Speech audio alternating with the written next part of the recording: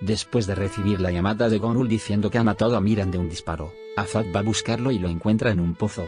Al comprobar que aún respira, lo lleva con una curandera. La señora es consciente de la gravedad de la herida y, aunque pocas, alberga esperanzas de poder extraerle la bala con éxito.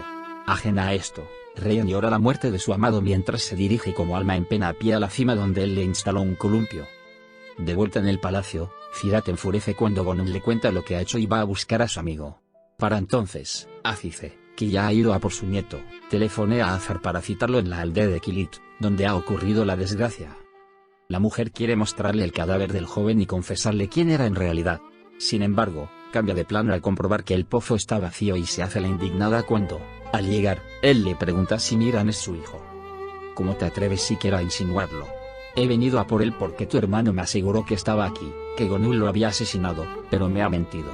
¿Dónde lo tenéis? Ryan cree que ha muerto su amado y se derrumba. Es noche cerrada y la curandera sigue atendiendo a Miran.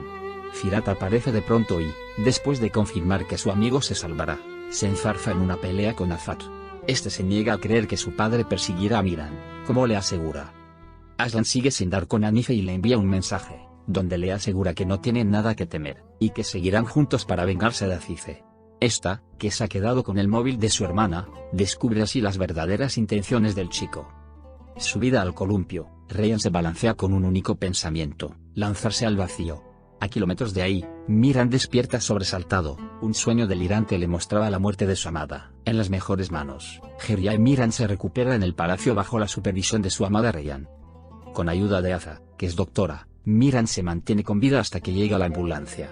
No me dejes, amor mío. No podría vivir sin ti, le suplica su esposa, que no se separa de él. Otro que sufre es Zafar. Tranquilo, hermano, tu hijo sobrevivirá. Estoy aquí para apoyarte, le dice Cian, quien, dejando a un lado el rencor y animado por su padre, va a visitarlo al hospital. Ajeno a lo sucedido, Firat recoge en el aeropuerto a Zeynep, que regresa de Estambul. ¿Con quién has estado? ¿Qué has hecho? Las preguntas a su novia se suceden una tras otra en el trayecto de vuelta en el coche. ¿Es un interrogatorio?, responde ella algo molesta. Después de disculparse, empieza a desconfiar del hermetismo de la chica, y le recuerda que sabe mucho de él, pero él muy poco de ella. Los hombres de Fusun encuentran a su hija. Miran vuelve en sí y comenta con Azar y Firat sus sospechas sobre el accidente. Intentaron matarnos, un camión se nos echó encima y el volante no respondía. Aunque los médicos se lo desaconsejan, esa misma noche regresa junto a su esposa y su hermana a la mansión. Dilsa se emociona por partida doble, al ver que Miran cruza la puerta por su propio pie y que lo hace junto a Azar. «Hija mía, por fin vuelvo a verte», exclama mientras la estrecha entre sus brazos. Lejos de ahí, Fusun y Azize se enfrentan de nuevo, esta vez rodeadas de sus guardaespaldas, que las apuntan con sus armas. «Dime de una vez dónde está mi hija», exige la primera. Pero su rival no se amedrenta. «No, lo haré cuando mi nieto mejore». Poco después, la señora recibe una llamada de sus hombres. «La tenemos. Se encuentra en Idiat», le informan. La relación entre Dilsa y Ryan sufre un revés. «Mi hijo te pidió que no hablaras con Azize y le desobedeciste», reprocha la mujer a su nuera.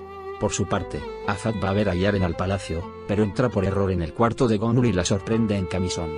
Un enemigo inesperado, Geria y Ryan intenta proteger a Miran, a quien Cian busca para eliminarlo. Ryan corre a rescatar a Miran cuando ve cómo cae del acantilado donde pelea con Aslan. Ninguno de los tres sospecha que ha sido Mahmud quien, por orden de Azize, le ha disparado. Mientras la chica lo pone a salvo en una cueva, Aslan va a buscarlos en coche para ayudarlos, pero su abuela le franquea el camino. «Deja que lo hagan mis hombres, esto es obra de los Sadoglu», miente. Luego, lo acompaña a casa, le revela que sabe que ama a Ryan y le exige que la olvide. Él le asegura que lo hará porque se ha dado cuenta de que su corazón nunca le pertenecerá. «Pero no me alejaré de ella, quiero ayudarla», le advierte. Después, le insinúa que está al tanto de los anónimos que recibe, lo que la inquieta. Azar y Zera sufren un accidente de tráfico. Zera rompe aguas y Azar la lleva al hospital no sin antes pedir a Cian que se quede a cargo del resto de la familia. Poco después, este recibe una llamada de Aleph, uno de sus espías, quien le informa de lo ocurrido en el acantilado. El hombre se pone como una furia al comprobar que su sobrina ha abandonado el palacio sin permiso y, más aún, cuando el tipo le dice que ha encontrado en la chaqueta ensangrentada de Miran, había un papel donde se asegura que el asesino de Mehmet Aslan Bey es Nasu. Con el propósito de mantener el honor de su padre, Se reúne con sus hombres cerca del lugar y les detalla su plan. Está mal herido, no puede haber ido lejos. Daremos con él y lo mataremos. Ryan le escucha y va con su amado, que está moribundo en la cueva. Él insiste en que lo deje para protegerla, pero ella se niega.